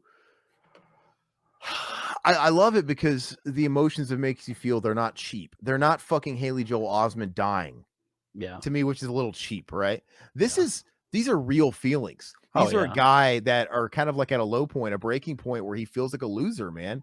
Yeah. And he's just kind of unraveling, and he's being very open and transparent to Adrian, to Mickey, and stuff like this about being a bum. It's great, dude. I mean, I don't know, everything about it, and then you almost get tears of joy too at the Yeah, end, yeah, right yeah. when he's lying. He just wants to see Adrian. He's so happy that he proved to himself that he wasn't it's not about winning. He did win because he Yeah. proved he wasn't a fucking loser, Yep. And regardless. that's what makes the first one so great is he didn't win. Yeah. And obviously they do that same old thing again in Rocky 6, but it's in Rocky 6 is the same thing. He just wanted to prove that he still got some gas in the tank or whatever. There's some fire in the basement or whatever he says. It's the same thing. But yeah, part of me thinks, man, maybe I should have put Rocky in here. I've just seen Rocky so many times that yeah, maybe it's kind of worn off. But as far as Once you but start it's just hearing that music at the end, man, it it's just starts perfect. flowing. Yeah. I, I'm not telling any tales out of school here, but this is my favorite movie of all time. Rocky is the best movie of all time. I love it. It's got everything going for it. Not only does it just happen to be an awesome movie, it's also a piece of Americana. Like Yeah. just it's just ingrained in American culture. And Rocky Balboa, this fictional character, and the sport of boxing, a real sport, are synonymous, and it's crazy. And but just aside of the vehicle of Rocky and being a boxer, it's just a perfect script, man. It's a love story. It's a story about uh what's it called? Just internal struggle. You could apply this to anything. So I love it, man. I could talk about Rocky for 3 hours, but There ain't gonna be no rematch. Yeah, All I ain't hear right. no bell. Ding Okay, so ding. ding ding. Which, by the way, so I didn't realize it. I saw that trailer for Creed 3, which doesn't have Stallone in it or any of that stuff, and Michael B. Jordan is directing it. And I saw the trailer and I'm like, I think the trailer looks solid. I'm like, this actually looks kind of like a promising story. But then I read again in a new interview with Stallone because he's making the rounds because he's got that new Paramount Plus series coming out this Yeah. Sunday called Tulsa King, which I Mhm. can't wait because it's by the Yeah. guys that did like Boardwalk Empire and what's that one, Yellowstone and stuff like that. Because Stallone, man, he's awesome when he's got good writing behind him. And these guys are A-tier television series writer. So I've got high hopes for it. And he's been making the press rounds, doing all the big publications, and he said just like the Drago thing, he's like, yeah, the Creed 3. He's like, I got nothing to do with it. It's all that production stuff. They wouldn't even let me. It's like everybody's a producer. I wasn't a producer on the Creed movies. Like it's like Mhm. Michael B. Jordan was, Irwin Winkler was. They're all getting paydays from it. They don't even ask if I want to be involved. And it's like, all their kids are making money off the character I wrote and created. And so he says now, as far as Creed 3, he did turn it down because he didn't feel like there was, I heard that he turned it down, but now he's saying like a little bit different. But he's basically saying the movie itself, he's like, it's not where I would have taken this character. It's a little sad to see because they're going down a dark road, and I don't think it should be a dark movie. But Yeah. it is what it is. Anyway, so now I feel a little differently about Creed 3 because it's like, it doesn't have the blessing of Stallone. At first I thought I had the blessing, and I'm like, I'll still see it, but I'll probably still watch it. Okay, so my next flick, I'm gonna try and do these last three in the order of tears. The order of tears. The next one is Legends of the Fall. If you could bring me up a photo of that awesome piece of historical drama. Have you seen Legends of the Fall? Absolutely. This is a great pick. I didn't even think about this. It's one of the first ones that comes to mind, and I think Legends of the Fall is a great flick because it's one of those movies where you could definitely argue it's a chick flick, but I argue against that it being exclusively a chick flick because it's got something for everybody. Yeah, it's got romance novel written all over it with your Brad Pitt riding over the hilltop on a horseback in slow motion with his button down shirt like flapping and his chest out and his fucking gold locks, dude. Yeah, Yeah. it screams like a romance novel. And just the story of like the not even a love triangle, what would you call that? Like a love square? Because it's like Mhm. three brothers torn apart because they all love the same woman. It's Yeah. such a novella. But you know what? It's got war in it. It's a story about family. Yeah, it's got the romance stuff like that, but it's also just a period piece. It's an awesome movie about the turn of the century, right? Mhm. The automobile's just coming out. The turn Yeah. of the century, very exciting time. Arguably, probably the most exciting time I can think of in human history. Like, if I could go back and live in any era for a little bit of time, it would be the turn of the century, the turn of Yeah. the 20th century, because things were happening, changing so fast. Like, just the birth of the automobile was insane. But anyway, and this movie shows that real well, where you have a lot of people kind of living one foot in the past because they live on a farm, horseback, and they're still hunting and all that shit. And then Aiden Quinn, the older brother, he moves to Chicago and gets a job in a bigger city. And so it's like you kind of see one foot in one and one. And but this movie, it's I got pulled. Yep. it's not the parts you might think of that work me up. That sounded gay. That get me hard. No, but because there's a lot of drama in this movie, man. Like tons um between the woman that they're all or like what's her name? The Brad Pitt's wife dies, she gets shot. That's Yeah. obviously like one of the beats where it's like, oh, we're supposed to cry. No, it's not that. The, it's the story about the family torn apart that gets me, right? You have these three brothers who, before this woman came along, she's brought home by Elliot from ET, right? They Yep. met each other and he brings them home to the farm to meet the family, and they all get eyes for her. And then she ends up having a fling with all of them because ET Mhm. dies. They Yeah. all go off to war. Not all of them, but Brad Pitt goes with his brother off to war, and ET dies. And then when they come back, they pretty much just fucking take turns on her and stuff like that. And it's just it just blows me away. You get this once tight family just all torn apart over a fucking woman. A woman, says Joker. And there's one key moment in the story where Aiden Quinn, he went to Chicago. He hasn't seen his family in I don't know how long. And then Tristan, played by Brad Pitt, he disappears for a long time as well. And they're just fractured. And since I think it's Aiden Quinn, since he was away, it's like the dad had a stroke, played by Anthony Hopkins, who's He's awesome. fantastic in He's this. so good. He's Yeah. so good. And there's a scene where Tristan's done come back, and then Aiden Quinn finally comes back, and they just have this moment where they're finally just kind of they're letting bitter shit aside, and they're finally regrouping. And Anthony Hopkins is walking around with a little chalkboard around his neck because he can't talk, Yeah. and he has to write like fucking really sloppily, like a 2-year-old, his messages. And he just writes on his chalkboard happy, and he hugs his sons. And dude, it's that part, dude. That Oh part yeah. Yeah. when he writes happy, dude, and he struggles to write it, and he's like all just worked up and stroked out. Dude, I lose it every time. Every time. Because something about a fractured family, man, that's just like always been like a sore subject. The love story thing, that's tropey. People dying is tropey. Like I said, the deaths in this movie don't really impact me at all. E.T. dies, fucking the wife dies, everybody dies. But it's actually the happy part that gets me going. Yeah, the cinematography is beautiful. Was this up for any Oscars or anything? Oh, I don't know. But this just looks like a Lifetime movie today. Look at all their stares. But I could say though, your damn movie, Pay It Forward, could learn a thing or two about this cover, because they all look like they're staring at something similar. They're all concerned with the same Yeah, they're thing. looking They at all the have a look of concern, and they're all yes. kind of looking in the same general vicinity.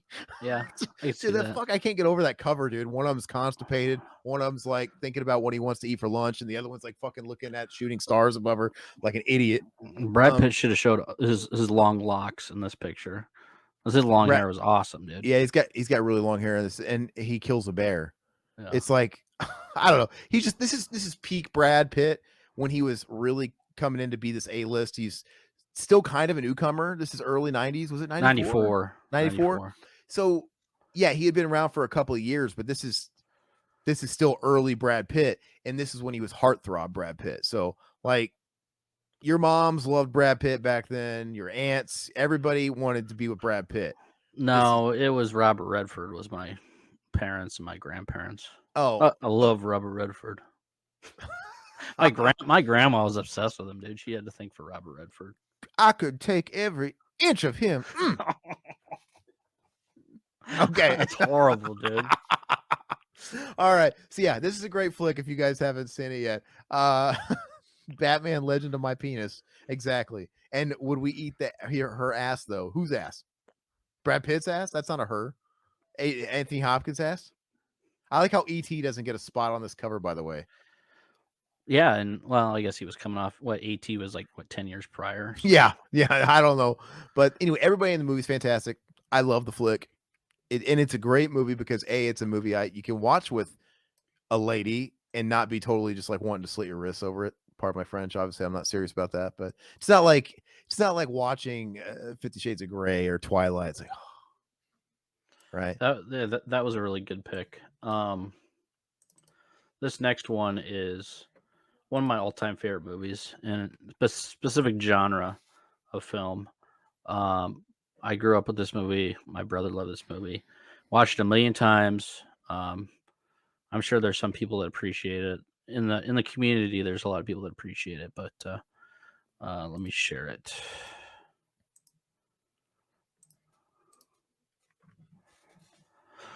Oh, you're such a cliche. All right, here we go.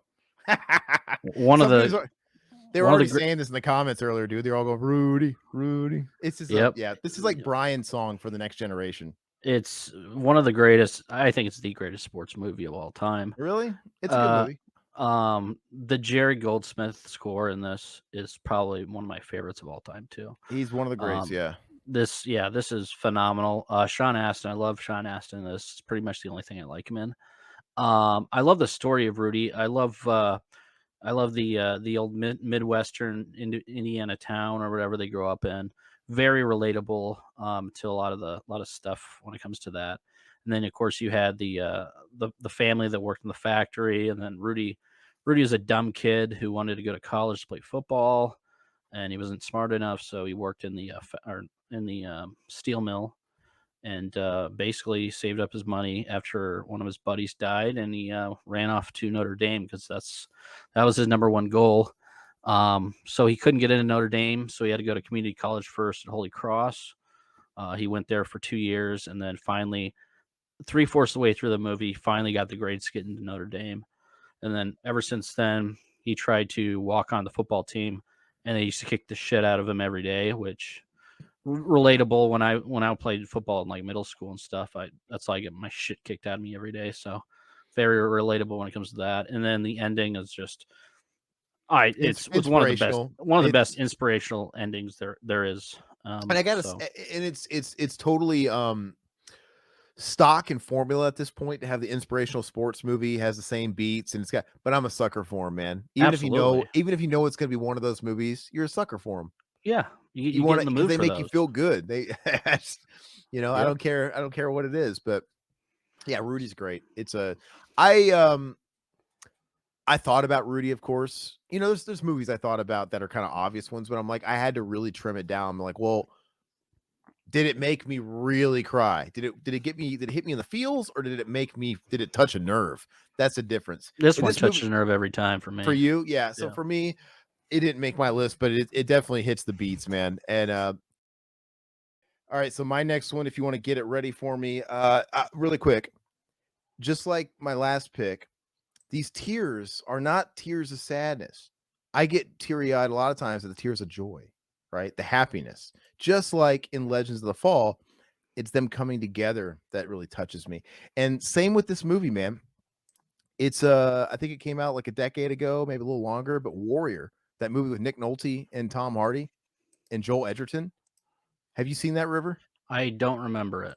Dude, I don't remember what year it came out. I don't know if it's over a decade old now, but it was definitely my favorite movie of that decade, right?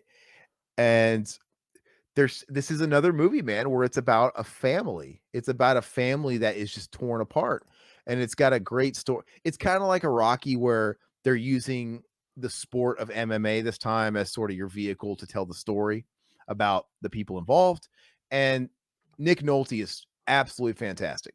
He's Yeah. absolutely fantastic in this movie. He got nominated actually for Best Supporting Actor, and he lost. And uh, if you've never seen it, I hate to really spoil it because I think it's really great. But if Riverman can get this picture up anytime this century, I'm trying to find one that's big enough to actually oh, it present. doesn't matter. Just show whatever. It doesn't matter.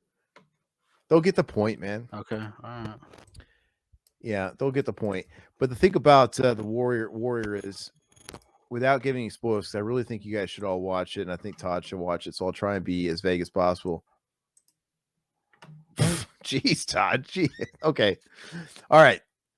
You really got picky with this image. Okay, so I'll give you the general synopsis. This is the kind of thing you're going to read on the back of the box, so no spoilers. But basically, it starts off with Joel Edgerton, right? The guy that's not Tom Hardy there, and he's like a school teacher, but he's also an amateur cage fighter. And out of nowhere, turns up at his door in his life Nick Nolte, who's his dad, his estranged dad. And basically, you kind of learn through the story that his dad abandoned him, basically. And his dad was a drunk, an abusive drunk, and he abandoned them.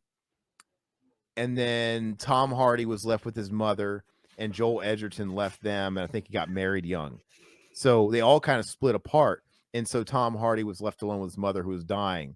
And so the two brothers don't get along because, first of all, they both think the dad abandoned him. Like, fuck that guy. Yeah. And Tom Hardy doesn't get along with his brother. He's estranged from him because he feels like he abandoned them too when his mom was dying. He went off to, and so they're all just against each other. His brother ended up joining the Marines or whatever.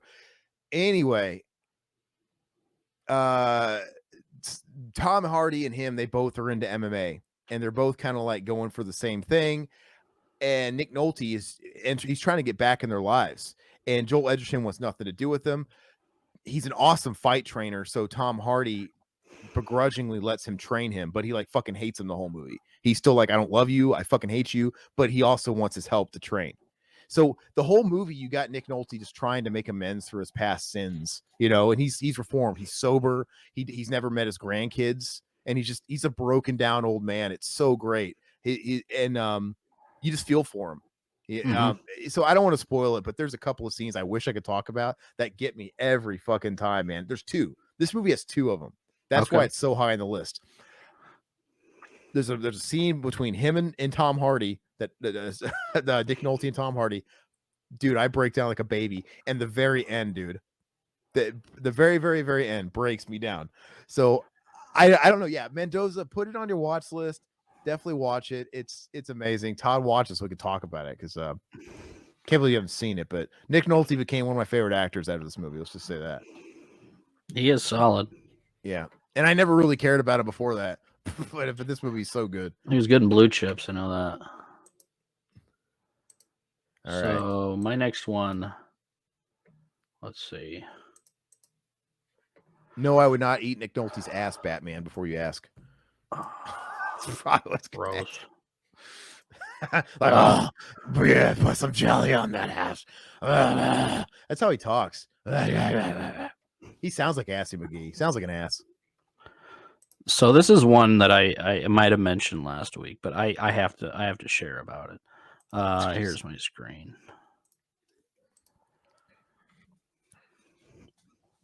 So this movie, Onward. I had no expectations for this movie going in. I ended up watching with my wife because it just came out. I'm like, okay, what are we watching here? During the pandemic, right? Went straight to streaming. Yeah, 2020, I believe it came out. By the end, I was sobbing, dude. I don't know why, but it's about these like two brothers that are trying to like bring their dad back for like one day or something. So they have some magic that they're trying to release to bring him back, and like the younger one never really met him because he was too young, and then the older one, of course, did. But Misses him. yeah, misses him, that sort of thing, and they go on the journey to try to bring him back. And man, it's just such a cool movie, man. I was totally blown away with this because I'm not really big into like the Disney Pixar stuff. I watch with my kids all the time, but this is the one that really I was very surprised at this one, and I would say this is probably my favorite Pixar one. I've only watched it one time just because it was so sad. My wife too, and man, I don't want to ruin it by rewatching it, and that's like we kind of talked about this. I totally get why it touched a nerve with you. I get it. So it just depends on what touches somebody. But yeah, this one's about, they have to learn that lesson at the end of the movie. Like, hey, you know what? You got your brother, you got each other Yeah, in this whole thing. yeah. Yeah, I get it. It's very emotional. And I think for the right person, it's gonna trigger that, especially how you relate to it. Dude, I relate hardcore to the movies I tell you about because I personally relate to them on a personal level because I have things that it reminds me of. Yeah. And so, but this also kind of this doesn't deal with like the fracturing, but it deals with loss. Yeah, right? lost pretty much, yeah. And maybe I can't relate to it because my dad died, but I wasn't like sad. Does that fucking mean? I don't. You know what I mean? Like my relationship with loss and my dad isn't quite the same here. I mean, there was definitely issues there, but it wasn't like, oh, I want to see him for one more day. Yeah, it was more like, hey, I want to see him for one more day, maybe so we could just lay some shit out that never got said. Yeah, yeah. And the fact that the brothers are so close makes it even better, I think. Like, I relate to a lot of this. I mean, my dad's still alive, but I mean, we really don't. And that's good, and that's good too because and that's the reason why I resonate with like the fractured family thing because I'm not necessarily close to like my family or a lot of my brothers, right? Yeah. And so I kind of agree. Like, yeah, I could see how I should connect with this maybe more because I wish I had that relationship, but it's just a little different. I don't know. And I didn't mean to sound mean. I didn't mean to say I'm glad my dad's dead or anything like that. I just want to clear that up. I just mean like it was a different relationship than these guys had with their dad. Let's just say that. Yeah. So it's more complicated. But for me, while I understand your connection to it, I thought this movie was very mid. I thought it was one of the weaker Pixar movies, to be honest with you. Yeah. Well, to each their own, man. Yeah. I mean, it's fine though. But let's see. Okay. So this is my number one. We are going to talk about our honorable mentions. And let me tell you guys, I have a couple. Do you have one more real one? Or is that it? I got a couple more, but no. Was that your main one? Or are you going to have honorable mentions after this, right? This wasn't my main one, no. Oh, it wasn't? Okay. Oh yeah, I can consider my main one. Okay, and the But rest. yeah, that's So fine. because I'm gonna end. Oh, no, I'm gonna say my number one right now that I Okay. think is my number one, and then I have some more that I'm just gonna spew off that I think deserve mentions. Yeah. Two of them on this list probably might they could have made the real list, but I just didn't put them on there. But I'll let you guys know. But the my number one, and this one is gonna be unlike the last two, where I thought the emotion came from the happy feelings of resolve, right? And coming together, Mhm. not the loss. This one's totally different. This one hits everything. And this is a movie I saw relatively recently in the last year. And if you guys listen to like Cinema Enema or any of our other shows or streams, you guys might have heard me talking about this. But hands down, Graveyard of the Fireflies, man. Holy shit. Holy shit. This movie just makes you feel carved out and hollowed like a jack-o'-lantern the whole time you're watching it. And it's so, so sad, man. And it's a cartoon.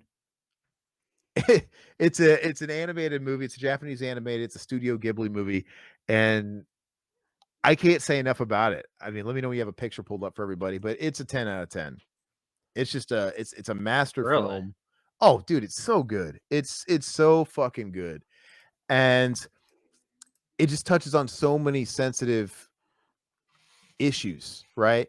It takes place during World War II era Japan. And bombs are dropping, people are dealing with the aftermath of the bomb. It's got these I don't want to spoil too much if people haven't seen it, because I really suggest people watch it. It's about these two siblings. You see them there on the cover. They're dealing with the aftermath of war, right? They have no one to look after them, right? Mhm. Mhm. Their dad, as far as they know, is away at war, but they haven't heard anything from him. So I'll let you guys get creative with what you think happened there.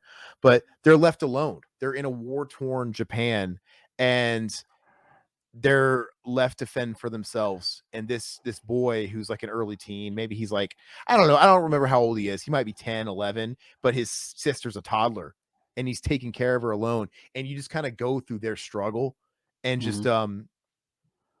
everything about it, dude. This thing touches everything. This thing touches everything from familial abuse, relationships, sibling bonding, loss, war, everything. And it's just so fucking sad. And but it's got a great story. And then if that's not enough, after I watched the movie, I went down the rabbit hole of like, oh, let me figure out what this is about. It was based on a story. I don't know if it was like a short story or if it was an actual novel by a Japanese author, that it was based on his life. And I read an article where he was talking about it. And for as sad as the movie is, this broke me down, man, because he's like, well, this is based on what really happened to me and my sister and what we went through. But it's kind of like me atoning, because the way things happen in the story is what I wish happened. And Yeah. it's what I wish I really did, because he has a lot of blaming, right? And a lot of remorse for personal decisions and stuff like that. Like, I didn't do the right things. And this is basically his version, that wished I was as good as the boy was in this story, basically, and made these decisions. So, and when you watch the movie and you kind of hear that, all that context, and you read about it, dude, it just makes you go another round, dude, of fucking crying, because it's brutal. So, but it's a 10 out of 10. That's hands down the number the number one.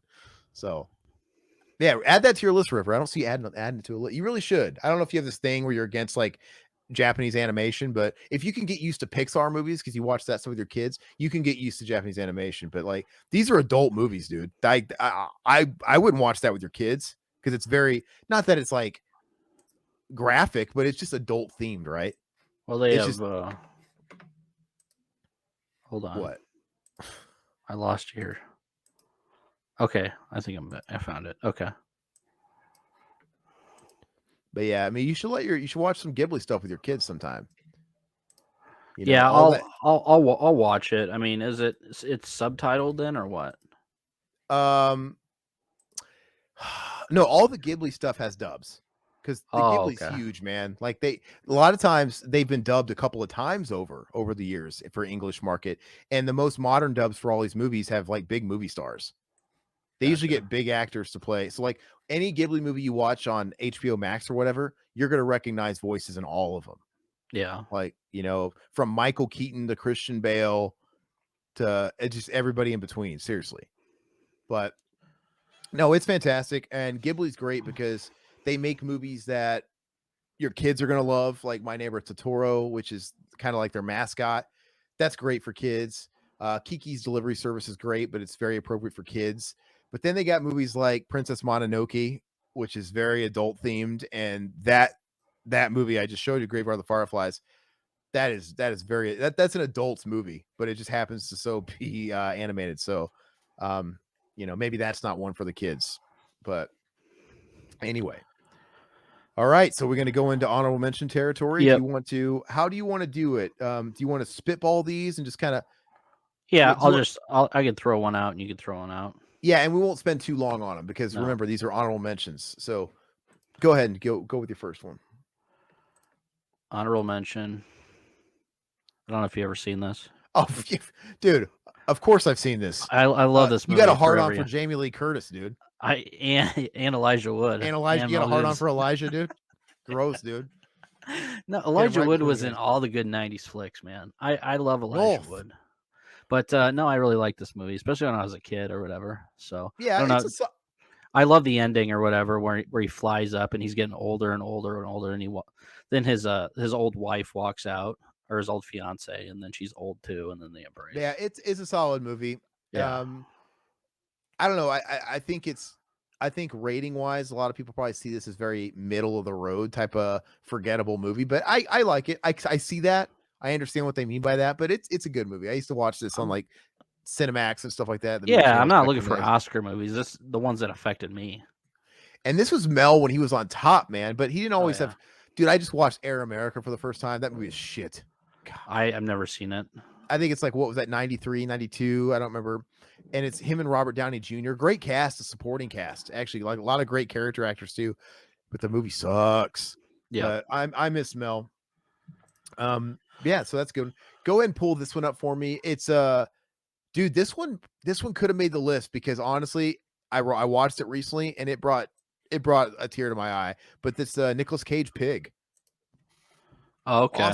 Awesome movie. If you guys haven't seen Pig Is this yet, sad? dude, it's great. It's Really? I think the ending is pretty it hits good. It really does. Have you not watched it? I haven't seen it yet. No. Who in the chat has seen Pig, man, and what are your thoughts? Give Riverman some incentive to put this on his list. Where do you find this movie at?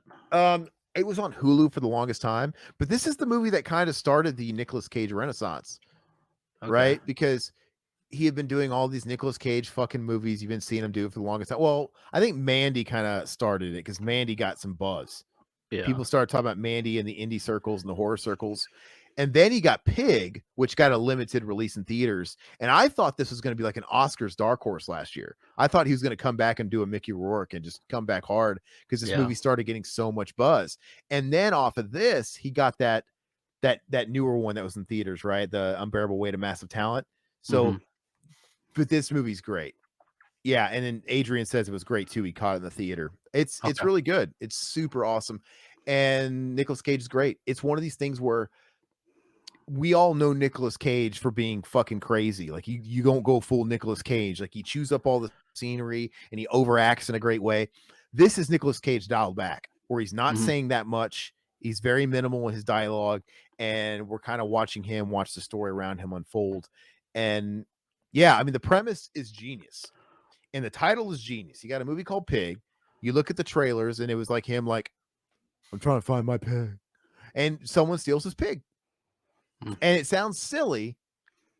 Like, what the fuck is this about? This looks so trivial and so stupid. And like, is it going to be a John Wick movie? Someone killed his dog and he's going to go action? No. So he's like a disheveled looking homeless guy who lives in the woods by himself that has a truffle pig, and somebody steals the pig. That's all you need to know. But then, like anything good, there's way more than meets the eye. Like everything about it just develops into a much deeper story. And it's just fantastic. I think it's an awesome movie. It's at least a 9 out of 10. Okay. Yeah, I this sold me. I always like, I give or take, I could take or leave Nicolas Cage. I love Face Off. There's movies I like him in and stuff like that, but this movie made me a fan, legit. So Okay. Well, I will watch that. put all these on your list, man. Definitely. I don't see you writing. There's a lot of movies I'm giving you. You got to watch, man. Oh, I will. I mean, I have the I can go back and rewatch the episode too. We never do that though. I don't. Oh, I don't either. Okay, so this is honorable mention. I'm surprised it didn't come up. I mean, it's cliche. Forrest Gump. No, Okay. but I'm sure. Jenny, he's so smart. Okay. Yeah. Oh, this is on my honorable mentions too. Yeah. So Yeah. of course. I mean, when you're a kid, if you didn't like cry when Macaulay Culkin died, you don't have a soul. Yeah. Like I love it. He's like, darling, there was just too many of them. Would you like? Would Dan Aykroyd's break? Dan Aykroyd was awesome, dude. I loved it. Hey, there's another Jamie Lee Curtis movie. What the heck is going on? Yeah, she's the hippie wife. Yeah. And oh, dude, yeah, I watched this with Eva, dude. She broke down like a little, a little baby, dude. But I love it when that scene when he has to break it to her. Yeah. It's just like Thomas J. Like he was playing in the park, and there was just too many of them. Like he's like, oh. He needs his glasses. He needs his glasses. He can't see without his glasses. Yeah. I would have been like, bitch, he's dead. He ain't seeing shit. Get a grip. Just the idea that somebody lived, a kid grew up in a funeral home. Yep. Is that messed with me. Like, dude, like how could you do this? And the comatose grandma that just sits in the rocking chair or whatever. Yeah. And this is one of these movies where they kind of had to put a damper on it by making a sequel. Like no one cares about Dana looking for her real mom, the history of her real mom. No. With the kid from Prehistoria and Last Action Hero. Yeah. Whatever happened to him? He made Prehistoria and fucking people said, we're done with you, bitch. Isn't he also in He'd be a good interview. You know what? Correct me if I'm wrong. Is he also the kid in No, he's not in Lawnmower Man 2. But that's a different. I almost said Lawnmower Man 2 Beyond Thunderdome. Lawnmower Man 2 Beyond Cyberspace. No, that's another kid that looks like him, another kid with a bowl cut. And that's dude, I can't wait. We have to do a list of worst movies. Like absolute just fucking, I don't know if just worst movies or tied in with disappointments, but I'll give you a spoiler. If we can somehow do a list, an episode like that, Lawnmower Man 2 Beyond Cyberspace, we got to do a movie that's like 0 stars, 0-star movies. How about that be our list? All right. Lawnmower Man 2 is on my list. I'm going to give you guys a spoiler sneak peek. Fuck that movie, dude. So bad. What about Battlefield Earth? I never saw that, but anyway, that's got Forrest Whitaker, and you just had a movie earlier that had Forrest Whitaker if you bought him on Wish, which is Charles S. Dutton. He was in Rudy. God. He's like Wish Forrest Whitaker. He's better than Forrest Whitaker. Oh, it's the chubby bald black guy without the lazy eye. I don't know why they just always seem similar. Like they it seemed like they kind of had like similar parts. And whenever I saw Charles S. Dutton in a movie, I'm like, oh, you guys. Forrest Whitaker said no. That's just the way it always felt like to me. And I know, not disrespecting him, Charles S. Dutton, he was in Alien 3, right? He was kind of the leader of those like monastery prisoners. But even that character, I'm like, I could see where Forrest Whitaker could have played this role too. And they probably went to him first. Mm-hmm. That's just my opinion. But anyway, it's mine, right? Yep. So I did My Girl too, so I'm not going to go over that. Planes, Trains, and Automobiles. That's a very good one. Absolutely. That's not on your list anywhere? That would have been on my regular list if I would have remembered that. Planes, Trains, and Automobile is a very satisfying movie with a very satisfying climax, and just the John Candy character is amazing. Oh, God, yeah. He really knew how to balance the comedy with the drama because he was a great actor, man. He's so good. And I would have loved to have seen where he would be at now. I've often thought about that. Like, would he have... Well, he was always bigger. He was bigger than Rick Moranis, right? I don't know. As far as SCTV guys, would he be just like a Eugene Levy where he had a moment and then he just kind of dies off and he shows up and stuff every now and again? or would he have had an even bigger career? Would he have went on to be an Oscar winner? Because he had the chops, man. Oh Eugene man, Levy doesn't have the dramatic no, chops. no, John Candy's he steals your heart, dude. He yeah, really does. And it's not even just this, right? He does that great with Cool Runnings. He does that great with Uncle Uncle Buck. Buck, yeah. It's just he knew range, and We need to do a John Candy retrospect, dude. I'd love to talk about his he's movies. fantastic. And this movie in particular, though, um, I mean, if can we talk spoilers? Or I Yeah, everybody yeah, should be seen this yeah, movie by now. yeah. But you have this guy, and if you guys have ever seen the Robert Downey Jr. movie, the Todd Phillips movie, Due Date, it's basically Yes, a remake of this movie. yeah. And it's so much a copycat of the movie that I almost feel like it was supposed to be a remake and they changed the title at the last minute. You know what I mean? Yeah, yeah. Because replace Thanksgiving with Robert Downey Jr.'s wife is having a baby and he has to get to LA. It's the same movie though, and replace Salesman with Galifianakis is an aspiring actor, right? But it's the same thing. But yeah, I mean, and replace his wife with Galifianakis' dad, but it's the same shit. This movie's great, dude. You have this guy that's annoying. He's a He showering curtain salesman. Yeah, yeah, exactly. It's And hysterical, dude. he's finding himself attached to Steve Martin's character, who's just trying to get home to his family, and he wants nothing to do with this guy who he sees as like this annoying guy. It's this guy, this leash, this tag along, and they keep somehow finding themselves attached to each other, having to take planes, trains, and automobiles, staying in hotels, working together to get home. And obviously, we find out why. It's like he thinks highly of his wife. He's always talking about his wife. Keeps a picture of his wife like on his Yep. bedside, even at the hotel. And you find out his wife's dead, right? Yeah, he's homeless. He just, he doesn't have anything. And just when you find out that that's like the reason why he's like latched on to Steve Oh, it's Martin is the horrible. way dude, it's so it's awesome. And it's one of the rare notable Thanksgiving movies, right? Absolutely. Yeah. I watch this every Thanksgiving. So, and it's fantastic. So, yeah, that's a good one. So, that's mine. Yeah, that's a good one. What's yours? Got a couple more, by the way. Yeah, I think we got a couple more. So this one, oh God, mine are pretty. Mendoza just watched Plane, Trains, and Automobiles for the first time last year. Really? What'd you think, man?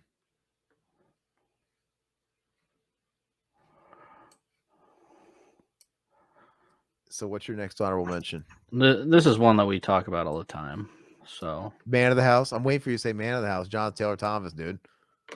The fucking wave. Is that what it is? no, I'm trying to figure out why this isn't. Okay. The suspense. This must not be a JPEG because this is not coming up right. Oh, just say it, dude. We don't need a picture. Come on. Angels in the Outfield. Oh, that is a good one. Yeah. I didn't even think about that, man. Like, yeah, and that's not. I knew that was going to happen. Where there's going to be. I know there's tons of movies. I just couldn't think of all of them. Like, why can't I think of? I went through like my movie collection to give me ideas. Like, oh yeah, oh yeah, oh yeah. But I don't have Angels in the Outfield. All-star cast: Danny Glover, Tony Danza, Christopher Matthew Lloyd, McConaughey. Matthew McConaughey. Yeah, it's fantastic. I mean, there's moments in there like that'll tug at your heartstrings, So there's quite a few of those in there, I think. But yeah, I'd say it's definitely honorable mention territory because it doesn't. Yeah. Because I think the difference between the movies that really grab you and movies like Angels in the Outfield feels very formula, feels very Disney. Like you kind of know this is going to happen. You're expecting. It's satisfying. It's junk food. You know what they're going to hit you with. He's going to adopt him. He's going to adopt him. His deadbeat dad's not going to come through. And he can never forget about JP. JP's coming I heard too. that. Yeah. All this. We're going to be a real family. Yep. It's all coming, but it's very satisfying. Yeah. But let's see. Yeah, kid used to be. Adrian saying I dug Planes, Trains, and Automobiles, but I thought the score stuck out like a sore thumb. It did not matter to the film. Interesting. Feels like a John Hughes movie to me. It's a John Hughes, soundtrack. Okay. Let me see. I've got technically 3 more I'm just gonna. This one doesn't really need to. We don't have to talk on it much. I don't even care if you don't really have to pull a picture if you don't want to. But No. I thought I would give as an honorable mention The Lion King, Yeah, just that's what my because wife said too. Yeah. um trying to look at it through a kid's eyes, dude, that's sad. Yeah. We have Simba. He's really close to his dad, and I can see how that could really traumatize a kid and traumatize a kid that's really close to their dad. And that just, yeah, it's the scene where Mufasa dies, spoiler alert, and Simba's, you see the look of horror on Simba's face, and he thinks he's like sleeping. Dad, get up, dad, get up. And then you have Scar literally making him live with the guilt, making him seem like he killed him. Oh, just everything about it. And you see this how scared he is, like run away. Like just the idea that Simba grew up his life like an outcast thinking he murdered his dad, just like the guilt he must have gone through. Everything about that's really sad and traumatizing for a kid. I just Oh, absolutely. No, I'm with you on that. That's definitely an honorable mention. And the fact that they try and remake these, dude. Like why are we like these modern remakings or they're stupid. They're so dumb. But anyway, you can go ahead and throw out another one. This one's on my honorable mention for one scene, and it is of course G Baby's death in Hardball. I fucking knew you were going to say that. And I didn't want to say it. You know why? Because it's really corny. It's Uh, bad, dude. it's bad because first of all, G Baby doesn't even look dead. He looks like he's No. fucking like he's opening his eyes a little bit. G Baby, G Baby. And then pour one out for fucking G Baby. Yeah, Yeah. Dude, I don't know. I'm a sucker for that movie. Oh yeah. I think it's a solid movie. It's one of those 6 out of 10s. Yeah. But it's formula. It's a white guy helps inner city youth kids. It's like how Yeah. many Play baseball. Yeah. we need the white savior to come and help the inner city youth.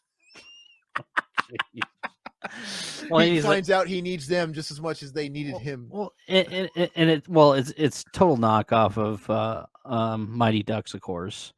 You got the compulsive gambler. It's He's trying to redeem it's himself. it's it's a knockoff of all those movies. Yeah, It's yeah. the inner city youth kid. You need the white guy to come in. Yeah, he does have the angle of like he's got a gambling problem. Gordon Bombay, he had community service. I don't think Gordon Bombay had a drinking Yeah, problem. DUI. Yeah, he just had a DUI. But yeah, same thing. He finds out, oh man, these kids were the missing part of my life. They helped me unlock uh, the person in me that I was missing. And same thing with fucking Hardball. Keanu Reeves, man, and G Baby. I just G Baby's pretty funny. Like I don't remember Mhm. all the stuff he would say, but he would say stuff like, "Yeah, man, they some bitch ass busters." He would just say shit like that. I don't remember what he would say, and he was just funny though because he wouldn't like have any expression to his face. He has these eyes like this, like yo man, hi no me. He looks at the eyes look like they were closed, and he would Yeah. just like move his mouth. And what his line was always so funny. I thought he was really great. I thought he was a really good movie. But when G Baby dies, I don't know. Yeah, it's sad, but it seems so heavy-handed. like It yeah, just is. and the thing is, G Baby's eyes I think are open. Like he's like Yeah, yeah. leaning. He's in his brother's arms, and you see like his eye. I don't know. Yeah. I look into his eye in that scene. I'm like, come on, G Baby. I know you're just faking it because he's an actor. Like I see your eye. Yeah. I don't know. I'm not trying to turn this into another like Zachary documentary or whatever. that one. What the hell's that movie that Zach made me watch? And I thought it was a troll movie the whole time. Oh, I don't I don't know remember. about yeah. I don't know. I don't want it to turn into another thing of that, but I'm not trolling. I mean, just no, that part. I Just think it's that a part. solid movie, but Yeah. it's a little forced. You could tell it's like, okay, we Yeah. got to. It's beat. It's the beats. Like we got to have this happen. Sometimes you want that though, right? Yeah, like I said, Angels in the Outfield. It's satisfying. You Junk know it's food. coming. You Yeah. know it's coming, and it's very satisfying when you get it. If you go to In-N-Out Burger or McDonald's, you go there because you know what you're going to get. It's Yeah. fairly consistent, and it's junk food, right? Whereas watching a movie like Pig is trying out a brand new dine-in restaurant you never been to before, and you're fucking blown away at this secret that's been living in your town. Like, oh man, it's different. Robert Vaughn, what's up? He says, hello, Sigma Chads. What's going on, bro? What's up, man? You're catching us towards the end here, but it's good to have you in here. So the next one, I knew you were going to say fucking Hardball, man. I just knew it. Okay, so my next one is going to be Honorable mention. It doesn't necessarily make me cry, but I'm predictable at this point. I have to give it to the original Teenage Mutant Ninja Turtles 90, where they're sitting around the fire, right? They've lost their master, they've lost their father, and they're meditating. And Ghost Splinter comes to him in like an aura, and Oh he's my all talking god. to him, and he's like, do not forget about, don't forget you guys have each other because they're fractured too. Leonardo and Raphael, they had a fight and whatever. And he basically says, come together. He's like, do not forget, each other. You have each other, and most of all, do not forget me. And he dissipates over the campfire, and they're all crying, dude. And Michelangelo's fucking crying, dude. It's a nice scene. Have you not seen it? I've seen it. I've seen it, but I mean that's not a cry worthy part, I don't think. But You're bullshitting everybody in this room, and you know it. That it's the same thing. It's just I'm not saying it made me cry because I've seen this movie so many times over the last 32 years, but it's emotional. It's such a great flick, man. So fuck everybody. I don't care.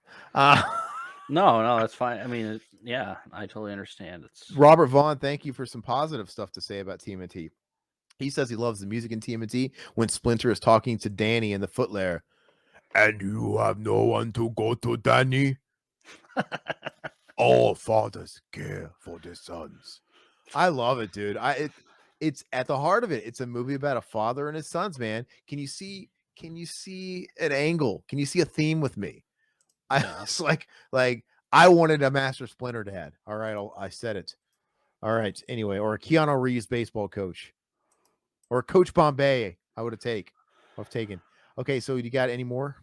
Yeah, of course How I many got more you got? I have one. Okay, I got one more too. The other one's Perfect. just dumb. Okay, man of the house. Did I already? No, one of them was Daddy's Home too. I love that end scene, dude. Fucking with what's his face John singing Cena, dude. I "You hate Too," John dude. Cena, dude. Don't you know the bottom Yeah, part? yeah. Christmas. Yeah, that is pretty stupid. Glasses keep fogging up. Okay, But so my other that movie's kind of a guilty pleasure. It's a stupid guilty pleasure. of course Titanic. I never said it, but yeah, that's definitely one on my list. I love that movie. I still do to It's this a great day. flick. The ending always just tears you apart. So Was that your pick? Was that your yeah, last one? yeah. Oh, okay. Well, as far as Titanic, I like the it's not so much all that other stuff. I think the saddest part is probably when like the mother's putting her kids to sleep that are going to Yeah. drown in the lower Mhm. cabins. That's just like a sad little passing scene. It's like, oh, Yeah. that's so sad. But anyway, so the last one that I'm going to mention, I think this is my last one. Yeah, it's the last one I'm going to mention. Honorable mention. It doesn't quite break me down like the movies in my top 6, especially the top 3, man. Like nothing's ever going to break me down like the Warrior, Legends of the Fall, and especially Graveyard of the Fireflies. But I'd be remiss if I didn't give a shout out to The Wrestler. I love The Wrestler. Yeah. And I think it's a heartfelt story. I think you do feel a lot for the character, even though none of us in this room are probably professional wrestlers. You can relate to him. And I think that's I think that's a sign of a good character, right? That it doesn't matter what they're doing for a living, on the level of basic humanity, can you relate to them? And I think everybody can, either directly or indirectly with somebody you've known. But once again, he's a guy that is broken down. He's living with a lot of regret. It doesn't really matter that he's a wrestler anymore. It's more or less a backdrop. He has amends he wants to make with his daughter for not being there. And I think The Wrestler, I'm usually not the biggest fan of the ambiguous endings, right? Like, oh, like, or you don't know what happened. Whatever, you can choose what you think happened. But The Wrestler does it perfect, right? Where, you know, he basically blew his shot with his daughter after it was going well, and he blew that. And the doctors told him, you can't wrestle anymore. If you wrestle again, you're going to probably die, Yeah. because he Yeah. had like that triple bypass or whatever. And he was in denial because all he knew was wrestling. And he's just broken down, washed up wrestler that he longed for his heyday, and he knew nothing else. But once his daughter came back into his life and she was giving him the time of day, he came to terms like, well, I don't need this as a void filler anymore. I have my daughter, and I'm totally cool with the idea of working at the deli, Yeah. working a basic 9 to 5, saying goodbye to my past, and I just want to put all my energy into being a good dad and make up for lost time.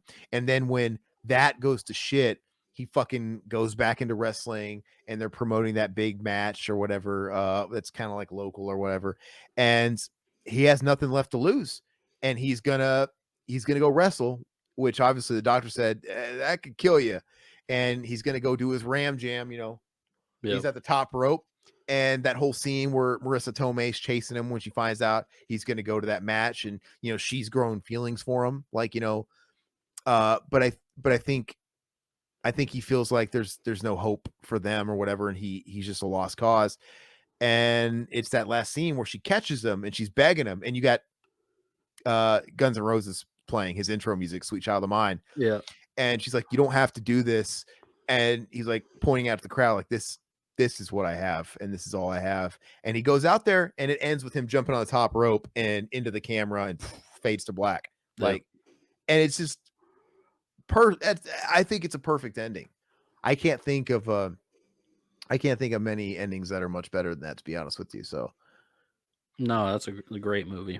yeah, it's a fantastic ending. There's another movie I watched the other day that I've seen more than once that I thought just had an awesome ending. Why can't I fucking think of? Oh, other movie this isn't the first time I've seen it, and it's one of the movies I picked up last couple weeks. But you know what movie has a fantastic ending? Just perfect. Almost Famous. Oh I yeah. love Yep. it. The ending It is great. it's so good. It wraps up everything in a perfect bow. It satisfies everything, and Mhm. just that's a movie that kind of does tug at your heartstrings a little bit, right? Yeah.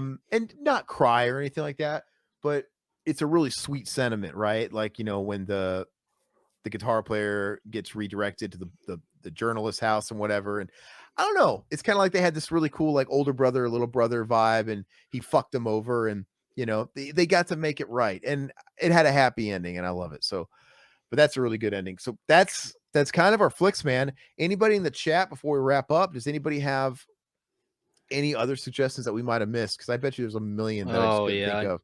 It took me like an hour just to think of them, so I'm sure there's Yeah, tons I'm Mendoza missing. I hadn't watched Almost Famous in years, and I got it on 4K because it was on sale a few weeks back, and I rewatched that, and I'm like, man, it was even better than I remember it. Just really, really Oh good. yeah, And it's really good. and like I said, it just sticks the landing really, really, Mhm. really, really well. So anybody else? Any honorable mentions? Yeah, Dear Zachary. That was the movie I was talking about earlier, and people say that's one of the saddest documentaries of all time, and I guess it is, but I don't know. Like I said, it feels exploitive in nature a little bit. But, anywho, all right. So with that said, what do we have? We want to go ahead and put down ideas for next week. I like the idea of just 1-star movies, 0 or 1 star, just like the worst of the worst. That Okay. could be a cool one. The worst movies we've ever seen? Yeah, like I'm talking, these are movies that are like 0 and 1s out of 10s, like bad. And I know there's a lot of those, Not like but bad low budget, but bad like no, just it's like shit. No, actually, the ones that come to my mind are big budget movies. okay. And so, like, I know we have a lot of movies that we say are shit, but no, I think it's gonna be a lot like the movies that really break you up, where you're gonna sit down and be like, oh, well, this is actually hard, because I think you have to really earn 0 or 1 stars, Yeah, yeah. because a bad movie is gonna have some kind of redeeming qualities. Like, honestly, if you go on my letterboxd, yeah, Robert Vaughn, The Stupids is one of the dumbest movies. Tom Arnold, dude. Uh, But no, if you go on my letterboxd, most of the movies, most of my ratings fall, I think, between like they're like 4 through 7 out of 10. okay. Because to me, you really have to earn anything below a 4, which 4 is not good. Yeah, But you have no, to I know what you're saying. really, dude, to get the 3. But even, dude, they're very rare that I dish out the no stars, the 1 stars. But I'm talking about those movies, Todd. Could Yeah, you I not? think I think I just have one that I saw a few years ago that I could probably throw in there. So Oh yeah, dude. I could spew them off right now. But then I think we also should do another tier list. So I don't know if we're gonna do that. If we should break it up and do tier list and then like a regular episode. I don't know how you want to do it, but you mentioned it before. I think unless you want to change it up and not do a director anymore, I think it'd be really cool to do Wes Craven. Yeah, I'm down for Wes Craven. I think I've only got a couple movies of his I need to watch. I've watched almost all his movies. I've never seen Music from the Heart, dude. I haven't I feel seen like I that. gotta I feel like I gotta watch that. And I think there's only one more I haven't seen. Oh, spoiler alert! I sat through Swamp Thing finally. Fuck that movie. But anyway, no more spoilers on Wes Craven. But anyway, we'll figure it out. We'll let you know if we're gonna do a tier list or if we're gonna do an episode like we talked about. But I guess you'll have to tune in next week to find out. In the meantime, I want to remind everybody we're here every Tuesday. Obviously, if you're here live, it's Wednesday. We'll let you know if we have some scheduling snafus. We'll address it. But otherwise, Tuesdays, 8 p.m. Central Time. This will be up by Tuesday for everybody to see a week after. It's the way it normally is. Please, if you guys are new to the YouTube channel, please take a moment, like the video, leave a comment, something to help us out in the algorithms. And if you dig the channel, please subscribe, hit the notification bell. Also follow us on podcast free feeds. We're on Twitter. Twitch is what we're on Twitter too, but let's not talk about the Twitter stuff. But we're on Twitch as well. We simulcast these as well on Twitch as well every Tuesdays. That is Revival House. Twitch.tv/Revival House. We're everywhere you want to be, right? So, and if you want to support us any further, we do have Patreon. We do have a Teespring. If you want to buy some swag, it all goes and helps us out. We're a bunch of old ass fucks that have to work full-time jobs, and we take a lot of time out of our weeks to do these cool shows and spend time with you guys. We love it. It is really hard to do. So any support goes a long way. And also, I don't know. I'm still learning it, man. Like what? I'm not even gonna talk about it. I just noticed that there's all this shit. Never mind. I'm not gonna talk about it. I'm done. I'm rambling at this point. Any last words, Todd? No, I don't have anything. All right, guys. Have a good night. Hey, We'll see you thanks, next guys. I week. appreciate it. Bye.